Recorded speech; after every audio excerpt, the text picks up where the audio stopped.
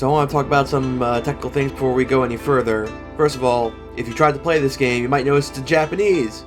But that makes sense, because it was made by Japanese people, so the English patch has got you covered. You also may have noticed that the game is pretty easy. That's because it is. It's not that difficult. There isn't even a difficulty selection or slider or anything like Henkeki Muso had. It's just one solid difficulty. The English patch has also got you covered, because you can give it your own custom difficulty. You can use any of the presets that they have for you, or you can adjust the values on your own and go wild. Make the game as hard as possible. Make it Dark Souls 5, I guess. I don't know. Do what you want. After that, the game will be in English, and you'll have your custom difficulty if you decide to do it. It's also got its own little launcher after you English patch it. There's a button for broken boss battles. I guess they get stuck sometimes behind things, and you can't. It's an unwinnable boss fight. There's also a dialogue speed option, and there's also cheats. There's cheats in the game. I'm not using any, but we might check them out later. In the game's own normal launcher, you've got key config, which is pretty self-explanatory. You've also got graphic settings. You've got the lighting effects here, and here's some post-processing and some other effects, and everything on the right is just some other miscellaneous stuff that you can mess with if you're looking for performance, I guess. So the thing about this game is it's kind of a nightmare to record, at least for me, because I get frame rate issues a lot, mostly only when I'm trying to record, because recording games does that to games sometimes. Part of this is because if you have the settings on high, most of these effects are lighting and shadow. And lighting and shadow effects are pretty demanding on hardware, because basically it's the game telling your computer, hey, calculate like how this light should look and how these shadows should bounce all in almost real time. Depending on the game, of course. This game seems to do it all, I'm not really sure, but this game seems to do it all kind of on the fly, I guess, because a frame rate improves dramatically when you turn off some lighting effects.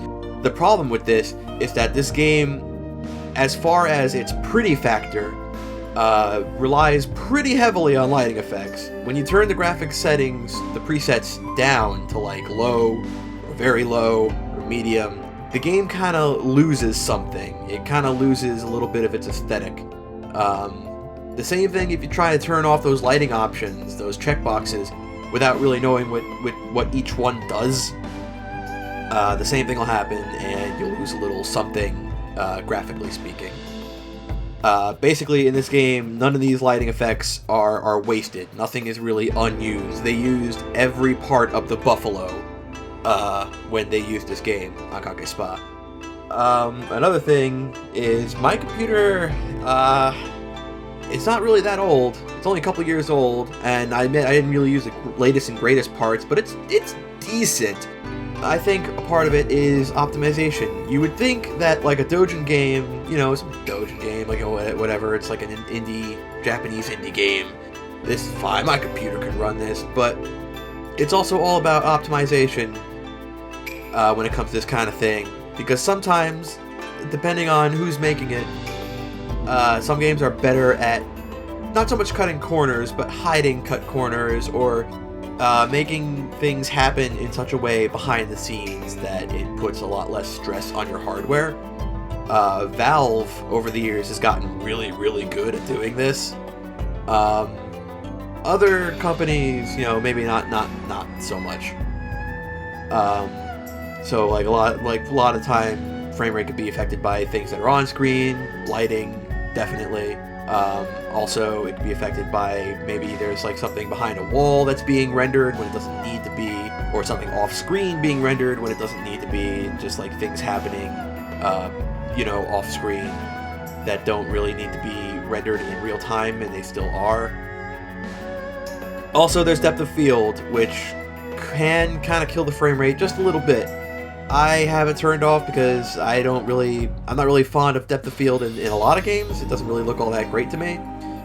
This one, I don't really feel like it adds anything to like the overall look to this game, so I just have it turned off. But it's turned on in some of these clips just to give you an example of what the game would look like on these presets. There's only like a handful of games. I can count on one hand how many games I've seen like depth of field, and I actually kind of like it in those games. But for the most part, I usually turn it off myself.